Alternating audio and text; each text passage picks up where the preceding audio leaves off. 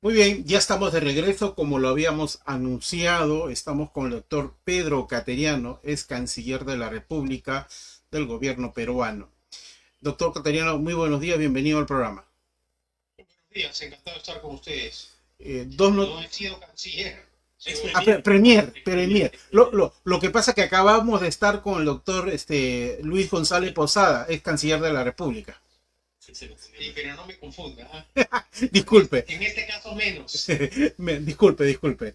Retiro mis palabras. Puedo aceptar otra clase de comparaciones. Disculpe. No, No, es una broma. No viene en tono de broma, no, yo entiendo. ciertamente.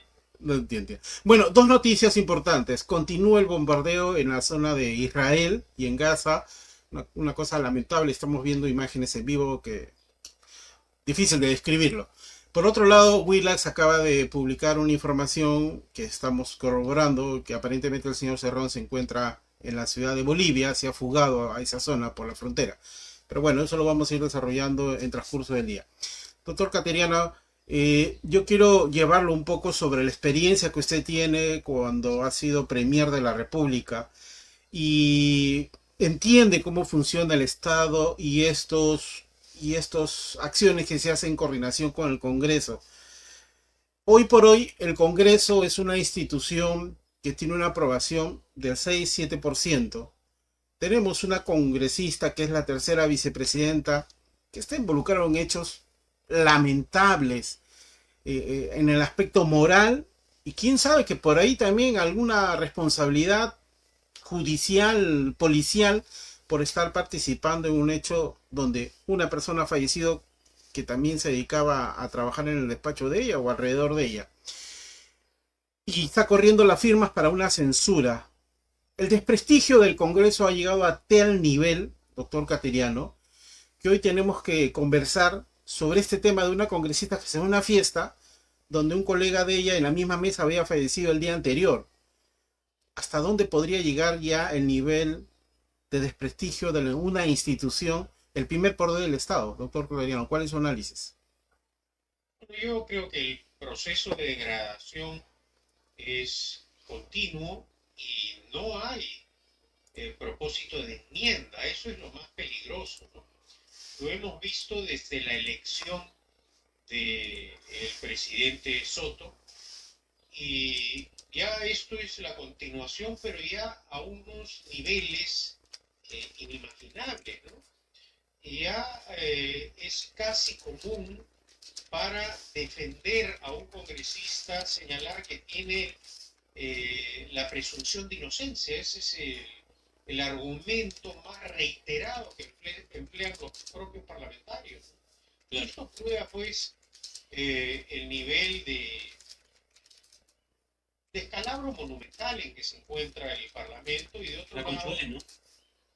y bueno, de otro lado la justificada, el justificado repudio popular que se refleja en las encuestas. No hay otra explicación. Ahora, los costos políticos para la señora Keiko Fujimori, para el señor César Acuña, para el señor Luna y demás, que han formado esta alianza política con Vladimir Cerrón, yo creo que van a tener un alto costo político, porque acá lo que hay claramente es un pacto por la impunidad. De otra manera no nos explicamos, por ejemplo, cómo hasta ahora duerme el sueño de los justos todo el proceso relacionado a los denominados niños de acción popular, o la manera en que se han tramitado las acusaciones contra los conocidos muchasueldos. Y Increíble. ahora este escándalo de la Tercera vicepresidenta. vicepresidenta del Congreso, ¿no? Que va en pleno luto a un festejo de, ¿cómo lo podemos calificar? ¿De nivel de callejón? ¿De nivel delincuencial? ¿De qué forma podemos explicar eso? Y de otro lado, las noticias periodísticas del día de ayer revelan pues Sí, que el uso de la mentira es una práctica ya absolutamente normal e impune en el Parlamento, ¿no? Ya mentir, falsificar documentos, eh, malversar fondos, robarle a sus propios trabajadores, es algo que no, eh, simplemente no altera a ningún parlamentario.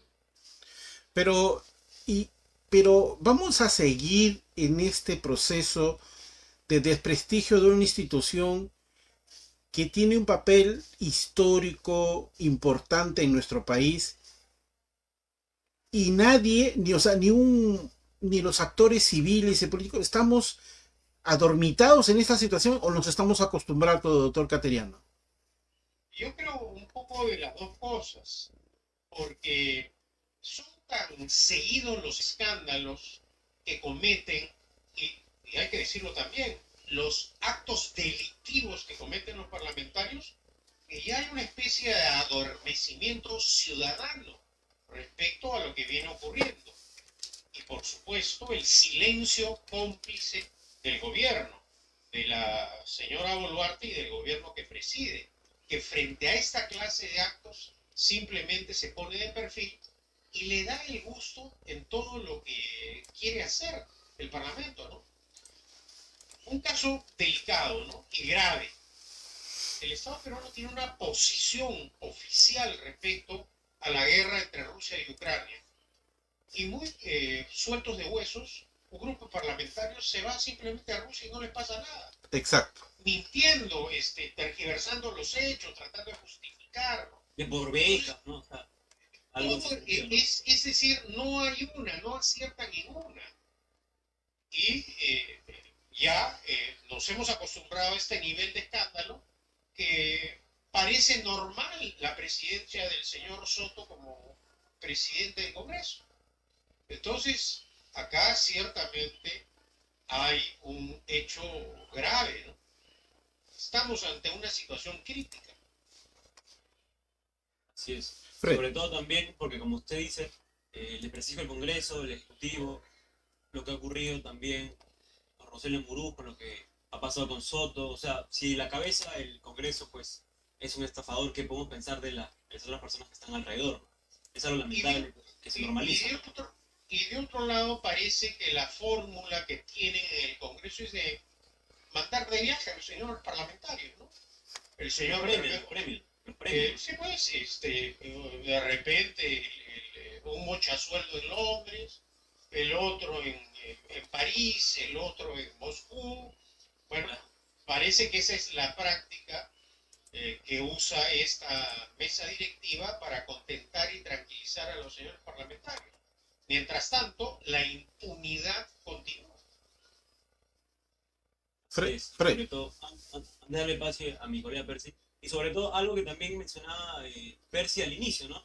El tema de Vladimir Cerrón. ¿Por qué las autoridades Claro, pero yo Sí, quisiera mencionar lo siguiente, además, ¿no? dígame. Y el Parlamento, además, se pone de perfil ante graves problemas ciudadanos, como por ejemplo el escándalo de la falta de agua potable. En reiteradas oportunidades yo he denunciado al monopolio del Estado y sus 50 empresas públicas que privan a millones de compatriotas de agua potable. Nosotros recién hemos reaccionado cuando el problema ha afectado a Lima. Pero esto es algo común en muchos lugares del Perú. Y este Parlamento simplemente no hace nada, al igual que el gobierno. Entonces, ¿cuál es el límite que tiene este Parlamento? Yo creo que está empezando a exacerbar los ánimos ciudadanos con este comportamiento cómplice con el gobierno y absolutamente indiferente y frívolo respecto a la ciudadanía. ¿Dónde están esos congresistas que decían representar al pueblo? Esos congresistas de izquierda de Perú Libre, que han explotado en 4 o 5 bancadas. ¿Dónde están esos izquierdistas que decían ser los verdaderos defensores del pueblo? Lo que estamos comprobando es que defienden sus billeteras. Así es. Que defienden sus viajecitos, sus carros. Y de otro lado, el cinismo de la extrema derecha que se ha aliado al señor Cerrón.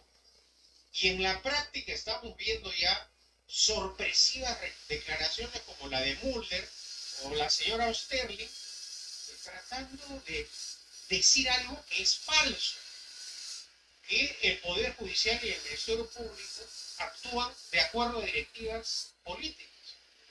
La ciudadanía puede hacer una evaluación. El Poder Judicial y el Ministerio Público tienen graves defectos, muchos de ellos similares al resto de instituciones que administran justicia en América Latina.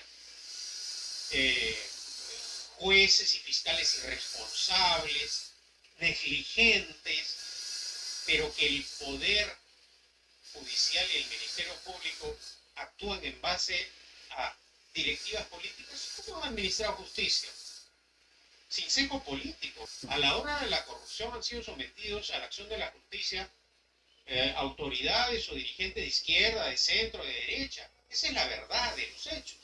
Entonces, tratar de justificar además un hecho como el que ha ocurrido con Cerrón, que es un proceso que creo que tiene más de 8 años. Sí, claro, claro. Cuando era gobernador. Tiene 10 años de estar en trámite. Decir que es algo de última hora para presionar. Y además hay que decirlo claramente, que no es la primera condena de Cerrón. No, por supuesto. Claro, Por supuesto. Él ya precisamente fue inhabilitado y no pudo postular a la vicepresidencia de la República porque ya tenía una condena. Es decir, estamos ante un señor que reiteradamente ha tenido una conducta delictiva. Y con este delincuente se ha aliado Keiko Fujimori, Acuña, Luna y compañía. Y esa es la penosa realidad. Y que ahora el señor Mulder o la señora Osterling intenten tergiversar los hechos y señalar que acá hay una persecución política frente o dirigida a Cerrón, es algo pues absolutamente falso, ¿no? Irreal. Ahora, doctor Cateriano, quiero retrotraerlo a un comentario que hizo sobre el tema de Sedapal. En otros momentos ya se lo hubiese sentado en la comisión de fiscalización a la ministra a cargo de este área y al presidente del directorio de Sedapal para que responda sobre lo que pasó el corte de agua, ¿o me equivoco? Sin duda alguna. Y también es inexplicable el silencio de los ingenieros en general. ¿Acaso no se podía hacer un empalme de manera momentánea? ¿En qué capital del mundo se le priva a millones de ciudadanos del suministro de agua? Esto es realmente inexplicable. Yo no entiendo por qué razón una operación de esta magnitud además no ha sido explicada con la debida anticipación. Esto prueba la negligencia absoluta, la impericia, la ineptitud de la presidenta Boluarte en el manejo de la gestión pública. Pero, bueno, no quiero usar ese término, pero en todo caso, la ineptitud, la impericia para el manejo de la cosa pública, en realidad prácticamente estamos en manos de inimputables. Pero el pueblo votó por el señor Castillo y la señora Boluarte, conscientes, advertidos que esta calamidad iba a ocurrir. Ahora, hemos llegado a un extremo en el cual ya es normal, por ejemplo, que a pesar de que el Congreso, o se viene tramitando en el Congreso un expediente para solicitar la inconstitucionalidad, una acción de inconstitucionalidad para que se declare inconstitucional la ley que claramente, violando un orden constitucional, modificó la Constitución para permitirle los viajes a la señora Boluarte, y en una crisis política de magnitud se va de viaje la señora. Entonces, esto también refleja la frivolidad, la sensualidad del poder, en donde rápidamente la izquierda ha caído. Sí, esa izquierda que decía defender los intereses populares. Porque no hay que olvidar que la señora Boluarte ha sido parte de la estructura orgánica del Partido de Perú Libre. Ha sido cercana al señor Cerrón. Era su caja chica, pues, no la que pagó. Y bueno, precisamente usted está tocando un tema sensible. Claro. ¿Va Cerrón a hablar ahora la verdad de los hechos? Que sería lo mejor, ¿no? La participación de la señora Boluarte. Eso es importante también, ¿no? Veremos qué pasa. Entonces, ahora el señor Cerrón tiene esa arma, ¿no? Ahora, es realmente vergonzoso que cobardemente Cerrón no dé cara a la justicia.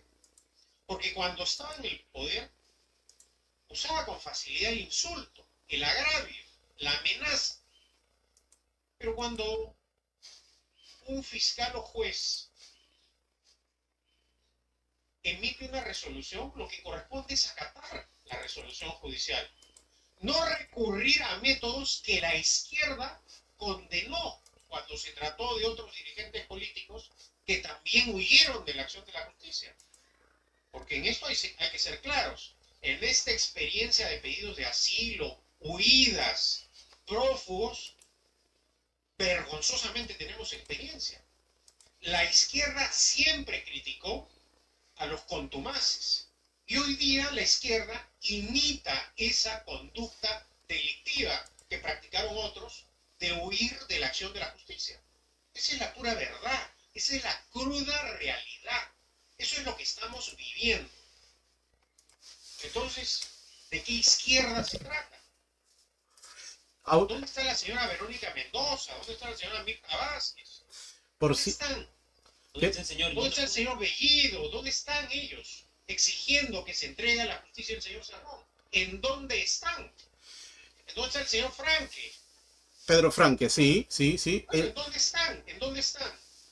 Lo que está demostrando la izquierda con esta conducta es que su lucha contra la corrupción es selectiva, como lo fue selectiva la lucha de la corrupción de los gobiernos apristas y naturalmente de la dictadura de Fujimori y Montesinos. Por supuesto.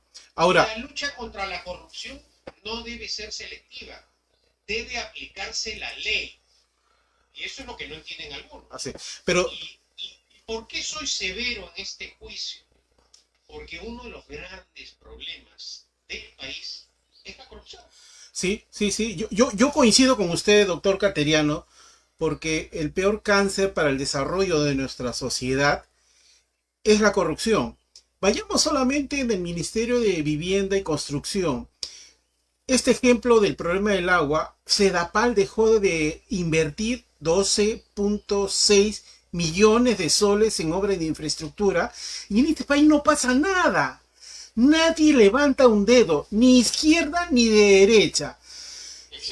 Y cuando Lima, la capital, el centro económico de nuestro país, se queda sin agua, se arma el escándalo. Todos los medios de comunicación salen al unísono a reclamar por qué es esto, por qué no se planificó. ¿Y qué pasa con 5 millones de peruanos que hace 30 años no tienen agua y desagüe y Sedapal teniendo la plata? Bueno, y tenemos casos más dramáticos, ¿no es cierto?, en el norte. Por supuesto. La región Grau. Yo de niño viví en Piura, específicamente en Talara, y había agua potable todo el día. Ahora, la EPS Grau se maneja con criterios políticos, es un botín de los partidos. Está en proceso de liquidación hace años.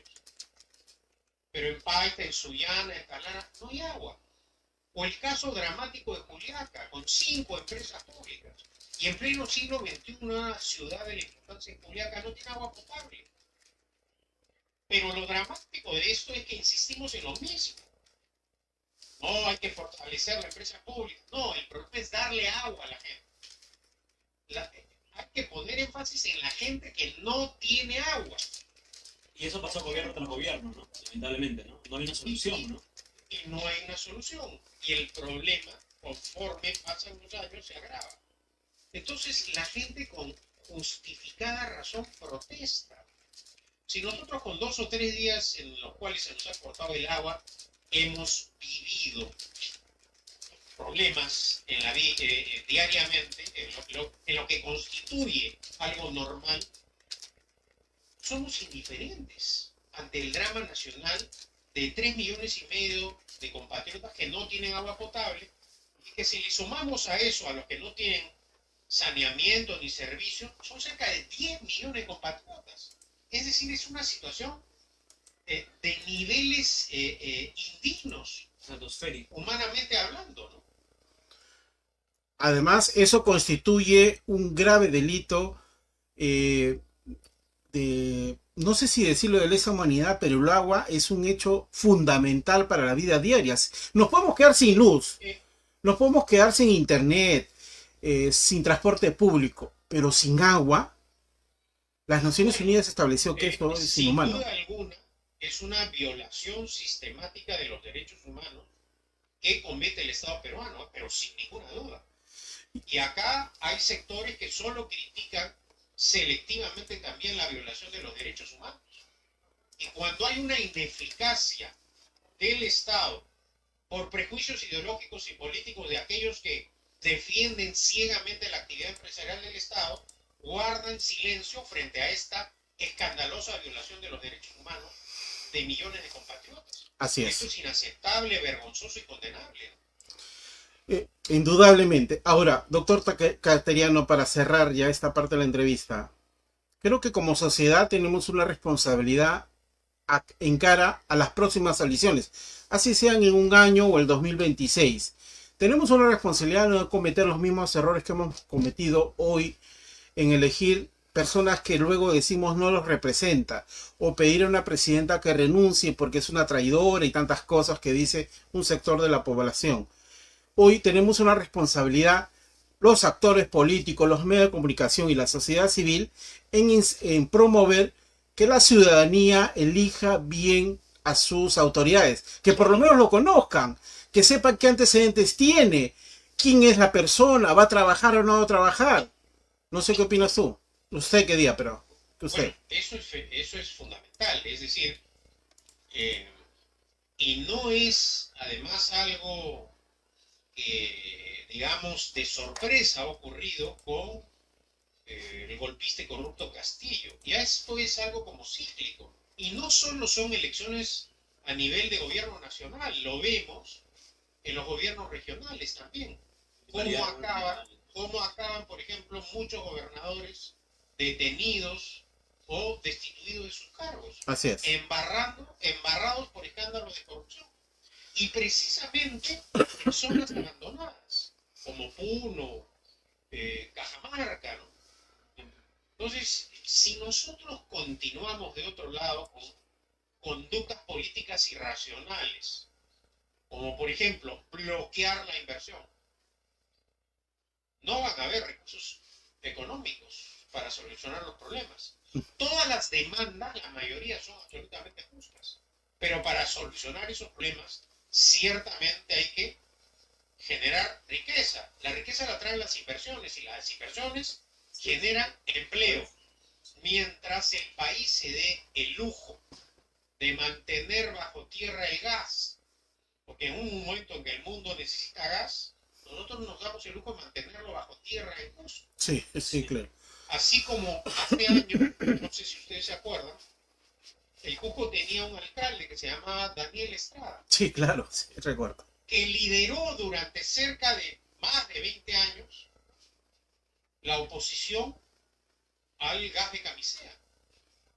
Y todos esos argumentos mentirosos, falaces, demagógicos que usó Estrada, a lo largo del tiempo han demostrado que eran falsos. Sí, sí, sí, sí. ¿Cuánto se pudo haber hecho para erradicar la pobreza, dar educación, salud a la niñez?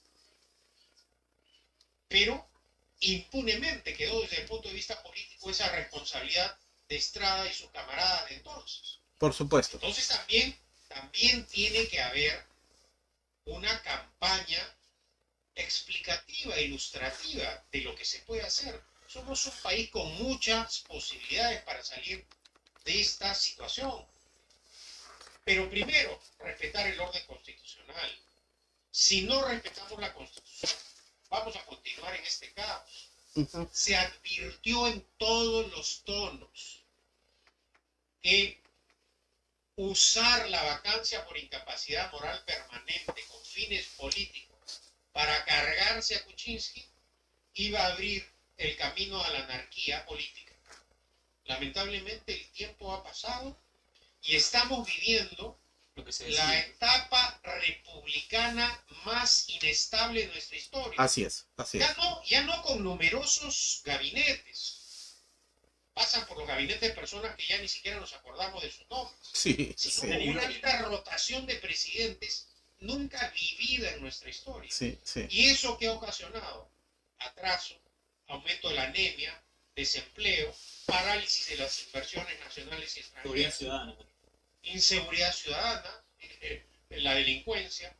¿Hasta cuándo vamos a tolerar esta situación? Tiene que llegar un momento en el cual nos pongamos de acuerdo en respetar el orden constitucional. Así es.